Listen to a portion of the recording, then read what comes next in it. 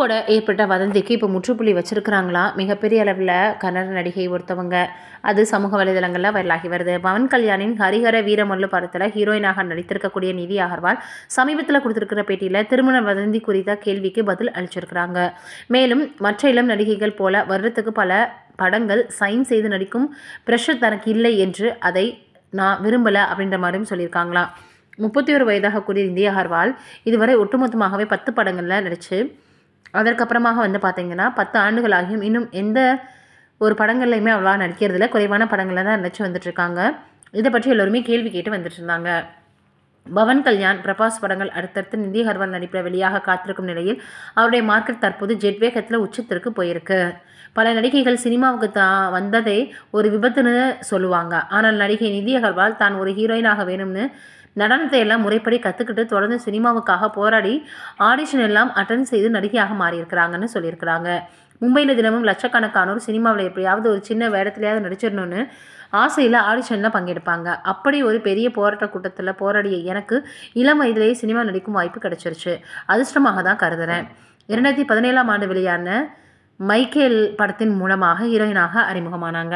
அந்த படத்துக்காக பல டான்ஸ் ஆடிஷனில் பங்கேற்று ஹீரோயினாக அவங்க தேர்வானாங்க.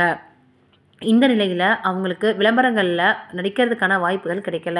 மாடலிங்கில் ஈடுபட்டு விளம்பரங்களில் பொதுவாக பார்த்திங்கன்னா சினிமாவில் நடிக்க சான்ஸ் கேட்டு வருவாங்க. ஆனால் இவங்களுக்கு அந்த சான்ஸு கிடைக்கல. நடிகர் ஜெயம் ரவியுடன் தமிழில் பூமி படத்தில் நடிக்க கமிட்டான சில நாட்களில் சிம்புவின் ஈஸ்வரன் படத்தில் நடிக்கும் வாய்ப்பு கிடைச்சது. அந்த 2 படங்கள் வெளியாவதற்கு முன்பாகவே உதயநிதி ஸ்டாலினின் கழகத் தலைவன் படத்தில் நடிக்க வாய்ப்பு கிடைச்சது. சினிமாவில் நடிகைகளாக வந்துவிட்டால் அவர்களை பற்றி ஏகப்பட்ட வதந்திகள், குறிப்பாக திருமண வதந்திகள் எல்லாம் வர்றது சகஜம்தான். மக்களுக்கும் அதன் மீது அதிகாரம் இருக்கிறதுனால அதையெல்லாம் பரப்புகிறாங்க. ஆனால் அதையெல்லாம் நான் பொருட்படுத்த மாட்டேன்னு சொல்லியிருக்காங்க. சிம்புவை திருமணம் செய்து கொள்ள போகிறார் நிதி அகர்வால் அப்படின்னு வதந்தி பார்த்திங்கன்னா ஈஸ்வரன் படம் சமீபத்தில் உலா வந்துச்சு.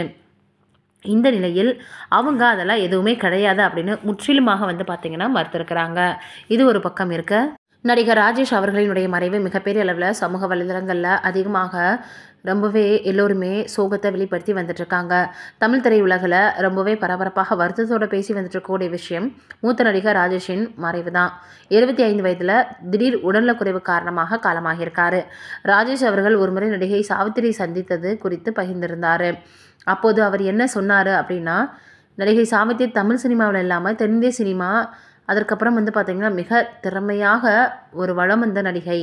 அவங்க வாழ்ந்தால் எல்லாருமே நடிகை சாவித்திரி போல் வாழணும்னு கொண்டாடப்பட்டவங்க. உதாரணமாக அவங்கள சொல்லுவாங்க. சாவித்திரியின் கடைசி காலங்களும் அவரது மரணமும் மிகப்பெரிய வருத்தத்தை பலருக்கும் ஏற்படுத்தியது. நடிகை சாவித்திரி குறித்து தெரிந்தவர்களுக்கு இந்த விஷயம் தெரிந்ததுதான். அதே நேரத்தில் அவரது அந்த நிலைக்கு காரணம் சாவித்திரி எடுத்த பல தவறான முடிவுகள் அப்படின்னும் சொல்லப்பட்டுச்சு. இதைத்தான் சாவித்திரி தனது நட்பு வட்டத்தில் இருந்து சில தவறான போதை பழக்கத்தை கற்றுக்கிட்டாங்க. அதுக்கு அடிமையாகிட்டாங்க. தயாரிப்பு நான் படங்களை தயாரிக்கிறேன்னு பணத்தை அதில் செலவு பண்ணாங்க. ஜெமினி கணேசனை திருமணம் செய்து கொண்டு நிம்மதி இல்லாத வாழ்க்கையை தான் அவங்க வாழ்ந்து வந்துட்டு இருந்தாங்க. உடல்நல இவங்க ரொம்பவே இழந்துட்டாங்க அப்படின்னு தான் சொல்லணும். அதற்கப்புறமாக அவங்களுடைய கடைசி காலம் மிகப்பெரிய அளவில் பார்த்திங்கன்னா சோகத்தில் இருந்துச்சு. இல்லற வாழ்க்கை அவங்களுக்கு அமையலை, நிம்மதியாகவும் அது இல்லை அப்படின்னும் மிகப்பெரிய அளவில் அவங்களை பற்றி பேசியிருந்தார் ராஜேஷ் அவர்கள். இதனால் அவங்களுக்கு ரொம்பவே ஒரு நல்ல நடிகை அப்படின்ற நிலைமையும் போயிடுச்சு. அதே போல் அவங்களுடைய சொந்த வாழ்க்கையில் நிம்மதியும் இல்லாமல் போயிடுச்சு அப்படின்ற மாதிரி ரொம்ப உருக்கமாக பேசியிருப்பார்.